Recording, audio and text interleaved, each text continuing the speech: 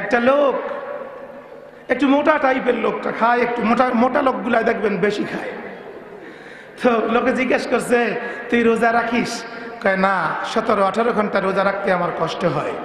কয় তুই তারাবির নামাজ পড়িস? কয় 18-19 রাকাত নামাজ আমার দ্বারা পড়া সম্ভব না। কয় তাইলে তুই ইফতার করিস?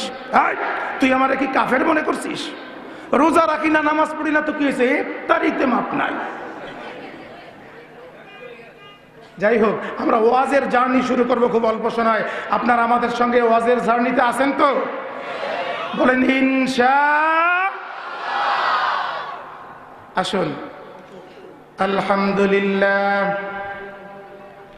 আলহামদুলিল্লাহিল্লাযী হাদানা লিহাযা ওয়া মা কুন্না লিনাহতাদিয়া লাউলা আন হাদানাল্লাহ ওয়া আশহাদু আল লা ইলাহা ইল্লাল্লাহু ওয়াহদাহু লা শারীকা লাহু ওয়া আশহাদু আন্না সাইয়্যিদানা ওয়া সানাদানা ওয়া হাবিবানা ওয়া তাবিবানা ওয়া হাবিবা রাব্বিনা ওয়া তাবিবা কুলুবিনা ওয়া মাওলানা ওয়া মুরশিদানা মুহাম্মদ সাল্লাল্লাহু আলাইহি ওয়া আলা আলিহি ওয়া সাহবিহি ওয়া বারাকা ওয়া সাল্লাম الذي أرسل إلى الناس كافة بشيرا ونذيرا وداعيا إلى الله بإذنه وسراجا وقمرا منيرا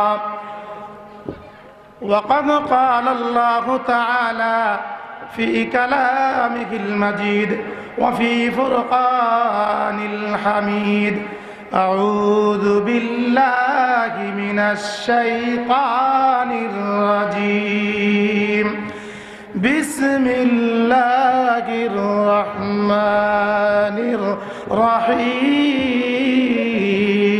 الرحيم ألا إن أولياء الله لا خوف عليهم ولا هم يحزنون মুআজ্জাজ মুহতারাম ওয়াজিবুল ইহতিরাম উপস্থিত সমস্ত মুসল্লিয়ান ইজম, দিন দরদি মুসলমান ভাই ও বোনেরা, এলাকার সমস্ত মুসলমান সহ মুসলিম ভাইরা এবং মঞ্চে উপবিষ্ট উলামা ইকরাম, ওয়াজিবুল ইহতিরাম এই মাদ্রাসার মধ্যমণি, গোটা দেশের ফুটন্ত টকবকে গোলাপ, ইসলামের এক যুবক ফুল আল্লামা নুরুল ইসলাম আদিব সাহেব দামাত বারাকাতুহুমুল আলিয়া। চোখে কোনোদিন তাকে দেখিনি, কিন্তু তার মহব্বতটা ভিতরে ছিল। কারণ আমরা মুসলমান, পৃথিবীর যেখানেই যেই থাক, আমাদের সবাই অন্য প্রান্ত থেকে যদি কেউ ব্যথা পায় আমাদের আঘাত লাগে, ঠিক কিনা? পৃথিবীর যেখানেই মুসলমান নিধন হয়, মসজিদ ভাঙা হয়, মুসলমানকে কতল করা হয়, আঘাত আমাদের কলিজায় লাগে। মুসলমানদেরকে মারধর ছেড়ে দাও, মুসলমানদেরকে মারার চেষ্টা করো না। কারুন, ফিরাউন, নমরুদ, হামান এত বড় শক্তি, ক্বালা আনা রাব্বুকুমুল আ'লা, আল্লাহ সিদ্ধ করে ফেলে দিয়েছে। তোমাদের মতো পিপিলিকা আল্লাহর ফু দিতে হবে না। এক ন্যাংলা মশা দিয়ে যদি নমরুদের প্রতিশোধ দিতে পারে, তোমরা তার কাছে কিছু না। আলেম বিদ্বেষী হয় না, মাদ্রাসা বিদ্বেষী হয় না, কোরআন বিদ্বেষী হয় না, হাদিস বিদ্বেষী হয় না, এটা আল্লাহ ব্যথা পায়। আলেম ওলামা, মাদ্রাসা সহ যত তালবে আলিম হযরত আছেন, এরা তালবে আলিমরা হাঁটলে ফেরেশতারা পর বিছায়া দেয়। তোমাদের এলাকার মানুষের কবর আযাব মাফ হয়ে যায়।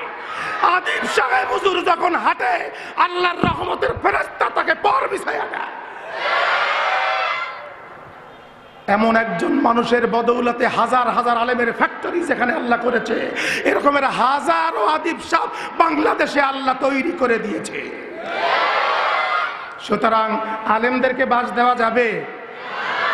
আপনারা কথা বলেন না কেন? অল্প সময় কথা বলবো, বেশি সময় নয়। কালকে হাটহাজারী মাদ্রাসায় যেতে হবে, হযরত জি দাওয়াত করেছে। সবাই সুন্দর করে বলবেন জবাব। আপনারা নির্বাচনের সময় পয়সা বিস্কিট আর এক মানে তেলা পোকার নেদিমার কাছে চা খাইয়া অমুক ভাইয়ের চরিত্র মূলার মতো পবিত্র কন্যা, এতে সওয়াব হয়। কিন্তু এই জায়গার প্রতিটি হরকত, প্রতিটি আওয়াজ, প্রতিটি নড়াচড়া আল্লাহর দরবারে আপনার লিপিবদ্ধ হয়ে যায় সওয়াবের কথায়। সুতরাং চিৎকার করতে হবে বাঘের মতো, আমরা কিসের জাতি? মুসলমান ইমানদার মানুষকে বাস দেওয়া যাবে? আলেম ওলামাদেরকে বাস দেওয়া যাবে? যাবে। হুজুর মরে গেলে কবরে বাস দেবেন না?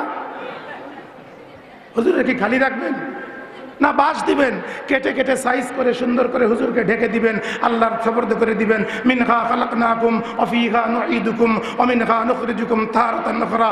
বাস দিলেন, সওয়াব হলো। কিন্তু খবরদার কোন আলেম ওলামা তালবে আলিম কোরআন পাগল মুসলমানদেরকে বাস দিতে যাবেন না। আপনি দিবেন সাইজে ছোট ছোট, আপনার যাবে কুঞ্চি শুদ্ধ আস্ত।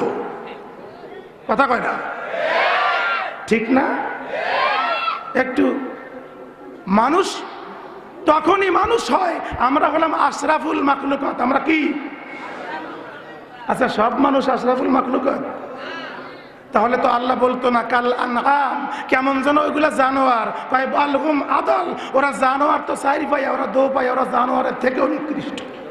তাহলে বোঝা গেল মানুষ হলেই সে আশরাফুল মাখলুকাত। শরাফাত থাকতে হবে। কেমন আশরাফুল মাখলুকাত? তোমার কি আল্লাহর ভয় নাই? তোমার কি আল্লাহর ভয় নাই? তুমি আশরাফুল মাখলুকাত সিগারেট খাও, তুমি আশরাফুল মাখলুকাত নামাজ পড়ো না, আশরাফুল মাখলুকাত রোজা থাকো না, আশরাফুল মাখলুকাত গাঁজা খাও, আশরাফুল মাখলুকাত বাবা খাও, আশরাফুল মাখলুকাত নেশা করো। এ কি আশরাফুল মাখলুকাতের কাজ? কথা কয় না? আপনাদের এলাকায় তো মটটাত খায় না, কেউ খায়? খায় না, ওগুলো এলাকায় খায় না। তবে আদিব সাহেবের মতো এরকম মানুষজন থাকা আর এই মাদ্রাসার মাহফিল উস্তাদ হুজুর থাকার কারণে বাংলাদেশটাকে আল্লাহ রক্ষা করেছে। তা না হলে এটা বেদিনদের একটা বিচরণ ভূমি হয়ে যেত। ভাইরা আমার, এই আবিজাবি জিনিস খাওয়া যাবে না, এগুলো হারাম। কে করেছে? কে করেছে? মদ খাইলে বেরেন ঠিক থাকে? মদ খাই আমি একবার, সত্য কথা, রাস্তায় আসতেছি, দেখি একজনে ওই ফকিরাবুল আসতেই আমরা গুলিস্তান আসছি, গুলিস্তান ব্রিজের নিচে এক ভদ্রলোক মদ খাইয়া একটা পিলার ধরে কয় আই লাভ ইউ। আচ্ছা বলেন, ওই জায়গায় ওই কাম চলে? পিলার কয় তুই আমারে ছাড়, নাইলে গজব তোর মাথার উপরে পড়বি। এজন্য ও কাম করা যাবে না। একবার পীর জঙ্গি মাহফিল, রাত্রে 12টা বেজে গেছে, আসতেছি হাইটা হাইটা, দেখি রেল লাইনের পাশ থেকে পোলাপান ওরে দৌড়। রাত্রে 12টা-1টার সময় এরা দৌড়াই কেন? আমি জিজ্ঞেস করলাম, কয় হুজুর আপনিও দৌড় দেন। আমি কই কে? ভাই পুলিশ আইছে। আমি তো ওয়াজ করে আইছি, পুলিশ আসলে কি হবে? কয় হুজুর দৌড় দেন, ও পুলিশ রাত্রে এত রাত্রে কেউ দেখবে না, বিচার টিচার করবে না, এই পুলিশও সেরকম শক্ত পুলিশ। কয় তার মানে? তা তোমরা দৌড়াও কে? কয় পোলাপান একটু ডাইল খাইছে। আজিব কথা, পোলাপান ডাইল খাইছে। আমরা মাদ্রাসায় 12-14 বছর পড়ছি, কত ডাইল খাইলাম, কোনোদিন তো পুলিশ আসলো না। তো আজকে কয় হুজুর তুমি বুঝবে না, এই ডাইল সে ডাইল না, এটা ফ্যান্সি ডাইল। আজিব কথা। তাহলে এই সমস্ত জিনিস খাওয়া যাবে? আমরা নবী রাসূল সাহাবীদের ঘটনা শুনবাই। আমার নবীর সাহাবী, কোন নবীর কোন একটা আদনাসা সাহাবী কালেমা পড়ার পরে আর কোন খারাপ কাজ করেছে? কোন সাহাবী কালিমা পড়ার পরে রাসূলের সংস্পর্শে আসার পরে আর কোনদিন মদ খাইছে? মানুষ, make you take to the common sense. আপনারা সাধারণ জ্ঞান দিয়ে বুঝবেন আমি কি বলতে চাচ্ছি। আল্লাহর রসুলের সাহাবীরা কালিমা পড়ে রসুলের সাহাবীর নাম লেখানোর পরে আর কোনোদিন মদ খাইছে? জোরে জোরে খাইছে? এরপরে যদি কেউ ওয়াজের মধ্যে বলে যে রসুলের সাহাবীরা মদ খাইছে, এটা কি মুসলমান না মুসলমানের শত্রু? কথা কন না, কে মজা লাগে না? আল্লাহর কাছে ডিগ্রির দাম আছে, চেহারার দাম আছে, এলেমের দাম আছে। আল্লাহ কয় তোমার মধ্যে তাকওয়া যত বেশি সে তত আমার ভালো বন্ধু, ঠিক কিনা? এক আল্লাহর ওলি রাস্তা দিয়ে হেঁটে যাচ্ছে, হেঁটে গেলে খড়ম পাই দিয়ে, আর ওই পথে নতুন একজোড়া স্বামী স্ত্রী কেবল সদ্য বিবাহ করেছে, তারা হেঁটে যাচ্ছে। ইতিমধ্যে একটু বৃষ্টি হয়ে গেছিল, বৃষ্টির পরে রাস্তায় পানি জমে আছে। ওই পানির মধ্যে আল্লাহর ওলি খেয়াল করতে পারে নাই, পানির মধ্যে পা লেগে গেছে, খড়মে পানি লেগে পানি ছিটে এসে ওই স্বামী বন্ধুর যে স্ত্রী বন্ধু তার গায়ে একটু পানি লেগে গেছে। স্ত্রীর গায়ে যখন পানি লেগে গেছে, স্বামী চিৎকার করে উঠছে, মোল্লা চোখে দেখো না? আল্লাহর ওলিদেরকে যদি কেউ গালি দেয়, মারে বা আঘাত করে, ব্যথা পায় কে? আল্লাহর ওলিরা কার বন্ধু? কার বন্ধু? আদিব সাহেব হযরত কার বন্ধু? আলেম ওলামারা কার বন্ধু? তোমরা হাজারো চেষ্টা করতে পারো, একজন আদিব সাহেবের একদিনের আমল কিনতে পারবা না।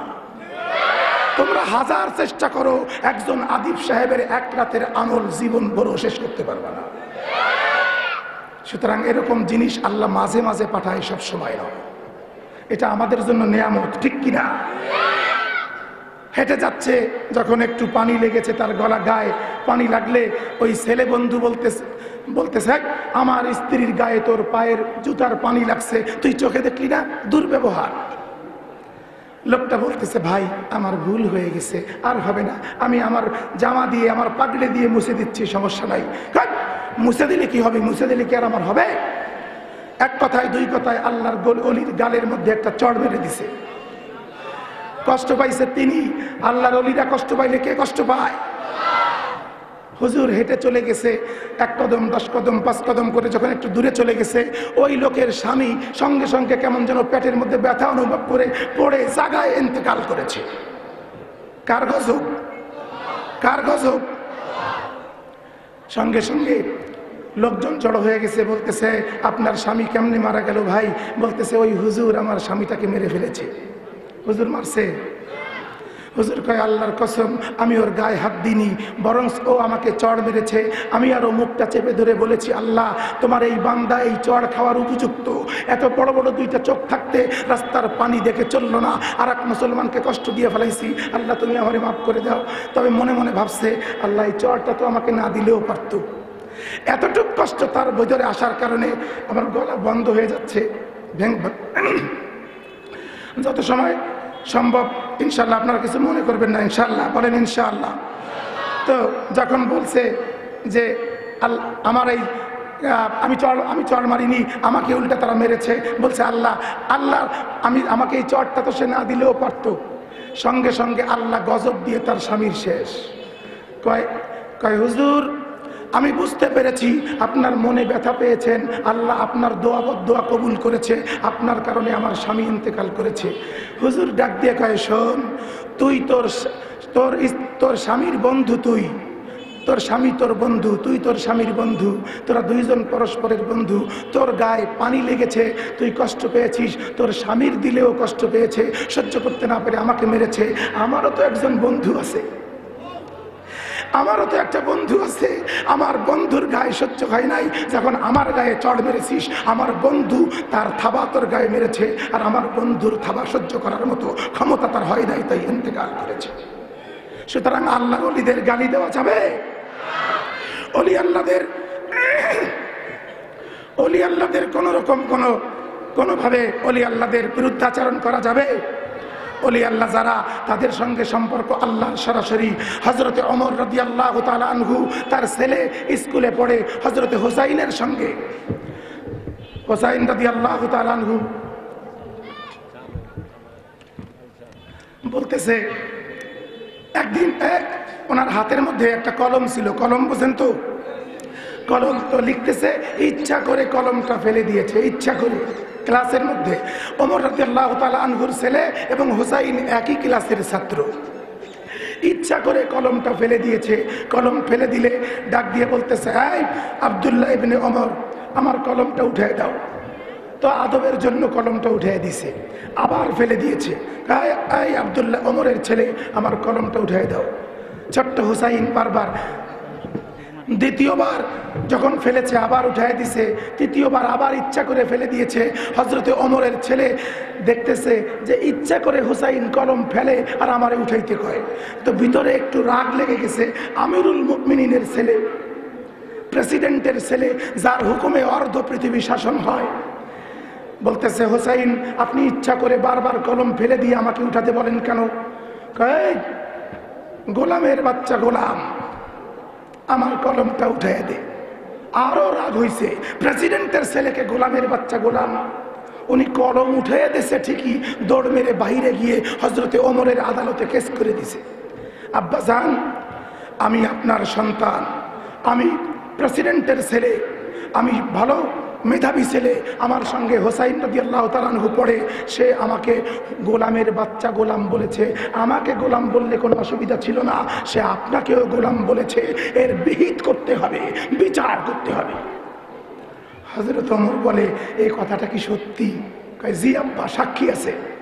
কয় যাও, আগামী জুমায় খুতবার পরে বিচার হবে, আগামী জুমায় খুতবার মধ্যে বিচার হবে। জুমার সময় হয়ে গেছে, সাহাবীরা নামাজ পড়তে আসছে, মসজিদ ভরে গেছে, আমিরুল মুমিনিন খুতবা দিচ্ছে। খুতবার কিছু সময় পরে ডাক দিয়ে বলতেছে, আব্দুল্লাহ ইবনে ওমর আমার বাম পাশে আসো। হোসাইন কোথায়? আলী ইবনে হোসাইন আমার ডান পাশে আসো। নিজের ছেলেকে কোন পাশে রাখছে? হযরত আলী ডাক দিয়া কয়, ভাই আমার ছেলেটার বিচার এরকম প্রকাশ্যে না করলেই হতো। ভাই আমার ছেলেটা তো রসুলের নাতি, ফাতেমার সন্তান, আমার সন্তান, এরকম ভরা মজলিসে বিচার করলে বেইজ্জত হয়ে যাবে। তুমি এমনি এমনি যা পারো করো, এই ভরা মজলিসে বিচার করো না। হযরত ওমর বলে, আল্লাহর রসুল আমাদেরকে গোপনে করতে শিখাই নাই, ওপেনে করতে শিখাইছে। বিচারের জন্য দাঁড়িয়ে গেছে। হযরত ওমর বলতেছে, আব্দুল্লাহ ইবনে ওমর তোমার সমস্যা কি? কয় আমাকে হযরতে হোসাইন গোলাম, গোলামের বাচ্চা গোলাম, আমাকে গোলাম বলেছে, আপনাকেও গোলাম বলে সম্বোধন করেছে। কয় হোসাইন আপনি বলেছেন? কয় নবীর বংশধর মিথ্যা কথা বলেন, আমি বলেছি। কয় আলহামদুলিল্লাহ, এ কথা আপনি কাগজে লিখে দিতে পারবেন? কয় অবশ্যই। Why not? Must we give you paper? I write on the paper of my hand. আমি আমার হাত দিয়ে কাগজ লিখে দেব। লিখে দিছে। লিখে দিলে হযরতে আব্দুল্লাহ ইবনে ওমর কাগজটা নিয়ে ওমরের হাতে দিলে হযরতে ওমর কাগজটা ধরে চুম্বন করতেছে, মাথায় লাগায়, বুকে লাগায়, মুখে লাগায়, পাগল হয়ে গেছে। কি বিচার করবে? চোখের মধ্যে পানি, কাঁদতেছে খতখত করে, চোখের পানি দাড়ি বেয়ে জমিনের মধ্যে পড়তেছে। ছেলে বলে, বাবা বিচার করুন। হযরতে ওমর রাদিয়াল্লাহু তাআলা আনহু ওই ভরা মজলিসে দুই হাত উপরে তুলে হাতের কাগজটা মাথার উপরে চেপে ধরে বলতেছে, এই ভরা মজলিসে সমস্ত মুসল্লিরা সাক্ষী, আমি আপনাদেরকে বলতে চাই, আমি আল্লাহর রসুলের গোলাম। এ কথা আমি আমার এই হোসাইনের মুখ থেকে শুনতে চাই। জিজ্ঞাসা করছে, হোসাইন আপনি বলেন তো, আপনি কি আমার ছেলেকে গোলাম বলেছেন? কয় হ্যাঁ বলেছি। আমাকেও গোলাম বলেছেন? কয় হ্যাঁ বলেছি। আমার ছেলেকে বলেছেন, ঠিক আছে, আমাকে কেন বলেছেন? কয় আপনি কি আমার নানার গোলাম ছিলেন না? আপনি কি আমার নানার দরবারের গোলাম ছিলেন না? হযরতে ওমর চোখের পানি ছেড়ে দিয়ে বলেছি, আমি আপনার নানার দরবারের গোলাম ছিলাম, কিন্তু এ কথার কোনো সার্টিফিকেট ছিল না। আজকে আপনার মুখ থেকে বের হওয়ার কারণে সার্টিফিকেট পেয়ে গেলাম। আপনার হাত দিয়ে লিখে দেওয়ার কারণে আরো সার্টিফিকেট মজবুত হলো। হযরত ওমর বলতেছে, আপনাদেরকে সাক্ষী রেখে বললাম, হে মুসল্লিরা, আমি যদি আগামীকাল মরে যাই, আমি ওমরের দাফনের পরে, যখন কাফনের পরে দাফন হবে, আমার কবরের মধ্যে আমার হাতের মধ্যে এই কাগজের টুকরোটা দিয়ে এই কাগজ শুদ্ধ আমাকে দাফন করবে। সাহাবীরা বলল, কেন? বলতেছে, আমার জীবনের কোনো আমল যদি কবুল না হয়, আমি আল্লাহকে বলবো, ফেরেশতারা তোরা আমাকে আযাব দিস না, তাকায় দেখ আমি আল্লাহর রসুল মুহাম্মদুর রাসূলুল্লাহর গোলাম ছিলাম। হযরতে হুসাইনের হাতের সার্টিফিকেট। এই ছিল আমাদের নবীদের চরিত্র। আমাদের দেশে সেই নবীদের উপরে কালিমা লেপে, সেই নবীদেরকে গালাগালি দেয়, সেই সমস্ত নবীদেরকে ভৎসনা করে, নবীদেরকে রঙ্গিলা নবী বলে, নবীর সম্বন্ধে আরেকজন নবী দাঁড়া করে। আমাদের দেশে কাদিয়ানীরা এক জাত আছে। কাদিয়ানীরা কাফের না মুসলিম? জোরে বলেন, কাফের না মুসলিম? আরো জোরে, কাফের না মুসলিম? কাদিয়ানীরা কাফের। ওরা কাট্টা কাফের, বেঈমান শয়তান, তাহতাল আসফালি মিনান নার। হিজবুত তাওহীদ নামক একদল জানোয়ার আছে, তারা বাইজিদ খান পন্নী নামক এক শয়তানকে নবী বানিয়েছে। সে প্রতিদিন 100 পিস বিড়ি খাইত, বাড়ি টাঙ্গাইলে। এ আল্লাহর জায়গা খুঁজে পায় নাই, আরব ইউরোপ তুইয়া টাঙ্গাইলের থেকে নবী বানাইছে। আর এক শয়তান আছে দেওয়ান পাখি, নাম শুনছেন না? আদিব সাহেব হুজুরের চোখের দিকে তাকাইলে মানুষ ইমানদার বেঈমানরা ইমানদার হয়ে যায়। আমাদের আমাদের আকাবেরদের চোখের দিকে তাকাইলে বেঈমানরা ইমানদার হয়ে যায়। হযরত থানবী রাহমাতুল্লাহ আলাইহি সফর করতেছে, সফর করতে করতে করতে করতে হঠাৎ করে এক সফরের ট্রেনের মধ্যে বসে আছে, ট্রেনের পাশে আর এক বেঈমান কাফের হিন্দু বসে আছে। হিন্দু কিছুক্ষণ পরে বলতেছে, এই টিটি আমাকে সিটটা চেঞ্জ করে দাও। তো বলতেছে সিট চেঞ্জ করবো কেন? কয় এই হুজুরের সামনে বসে থাকতে আমার কষ্ট হচ্ছে। কয় হুজুর তোমাকে কিছু বলছে? কয় না। কয় বলো, তাহলে হুজুরকে ধরে ফেলে দেবো, তুমি একজন অ্যাডভোকেট মানুষ, তোমাকে কষ্ট দেব না। কয় না, হুজুর কিছু করে নাই, হুজুরের কোনো দোষ নাই, আমার সিটটা চেঞ্জ করে দে। বলার সঙ্গে সঙ্গে বলতেছে, ভাই হুজুরের সিট চেঞ্জ করে দেই। কয় না, আমার সিট চেঞ্জ কর। কয় কেন? কারণ বলতে হবে। কয় এই হুজুরের চরিত্র দেখে, তার চেহারার দিক যতবার তাকাই, আর কিছুক্ষণ আর যদি 10-5 মিনিট থাকি, তাহলে আমার মনে হয় তার হাতে হাত দিয়ে কালিমা পড়ে মুসলমান হয়ে যেতে হবে। সেই জন্য আমার সিটটা চেঞ্জ করে দে। আমাদের আলেম ওলামা আকাবেরদের চেহারা দেখে মানুষ মুসলমান হয়, আমার রাসূলের চরিত্র দেখে মুসলমান হয়, সাহাবীদের চরিত্র দেখে মুসলমান হয়। ওই নবী রাসূল ইন্তেকালের পরে, খাতামুন নবী ইন্তেকালের পরে যদি কেউ নবী দাবি করে, ওটা আস্ত শয়তান, ওটা জাহান্নামের কীট, ওটা জানোয়ার, জানোয়ার, কুলাঙ্গার, কুলাঙ্গার, ওটা কাফের বেঈমান, ওটা নমরুদের বংশধর, ওটা আবু জাহেলের বংশধর। সুতরাং হুঁশিয়ার, সাবধান। ইমানদারদের কাছে ইমানদার সেজে নেক্সট সুরাতে বেঈমানরা, বেঈমান দেশের ট্যাবলেট আমাদের দেশে বেচতে আসে। চেহারা ভালো দেখলে, ভালো ডিগ্রি হলে, সুন্দর কথা বললে, ভালো সুর হলেই ইমানদার হওয়া যায় না। ইমানদার হওয়ার জন্য তাকওয়ার প্রয়োজন। সুতরাং আল্লাহ রাব্বুল আলামিন আমাদেরকে তাকওয়া অর্জন করার তৌফিক দান করুক, বলেন আমিন। সারা বিশ্বব্যাপী কাদিয়ানিয়ার হিজবুত তাওহীদরা যে আগুন জ্বেলেছে, আমাদের ইমানি আগুন জ্বেলে সে আগুন নিভাতে হবে। আমাদেরকে সময় এসেছে জীবন দিয়ে শহীদ হওয়ার। প্রস্তুত থাকতে হবে। প্রয়োজনে রাসূলের সুন্নাতকে বাঁচাতে গিয়ে, রাসূলের ইজ্জত বাঁচাতে গিয়ে, আল্লাহর ইজ্জত বাঁচাতে গিয়ে আমরা আমাদের বুকের তাজা রক্ত দিব। কণ্ঠের অবস্থা তো আপনারা দেখছেন, খুব খারাপ কথা বের হচ্ছে না। 2-3 দিন ধরে কথা খুব কষ্ট হচ্ছে। আমি আপনাদের কাছ থেকে আর সময় নেব না, আমি এখনই শেষ করে দেব। যাবার আগে একটা অনুরোধ রাখবো, আমরা আশরাফুল মাখলুকাত যখন হয়েছি, আমাদের মধ্যে আশরাফুল মাখলুকাতের কিছু হাইসিয়াত রাখতে হবে, ঠিক কিনা? अगर सुन्नत नबवी की करे पैरवी उम्मत तूफा से निकल जाएगा फिर उसकी सफीना। সুতরাং যদি আমরা সুন্নতে নববীর पैरवी করতে পারি, তাহলে আমাদের সাফিনা, আমাদের নৌকা ওই আযাব নামের তুফান পার হয়ে জান্নাতে পৌঁছে যাবে। ভাইরা আমার, আমি বলেছিলাম আটার দাম বেশি না ঠোঙ্গার দাম বেশি? কথা কয় না, কথা বল। আটার দাম বেশি। একটা ঠোঙ্গার দাম 4 আনা, আটার দাম 40 টাকা। Example, just you take for example, not sure, just wait and see what I say. গলা ভালো নাই, গলা সুন্দর থাকলে কিছু কথা শোনাইতাম ইংরেজিতে, কারণ আপনারা তো আজকাল ইংরেজি না শুনলে ভালোই লাগে না। ইংরেজির মধ্যে যে কি ঢুকছে, আরবি শেখো। কোরআনের ভাষা আরবি, আল্লাহর ভাষা আরবি, জান্নাতের ভাষা আরবি। يحب العربي ثلاثة لأننا عربي والقرآن عربي لسان أهل الجنة عربي। সুতরাং ইংরেজের পিছে দৌড়াইও না, ইংরেজ হইও না।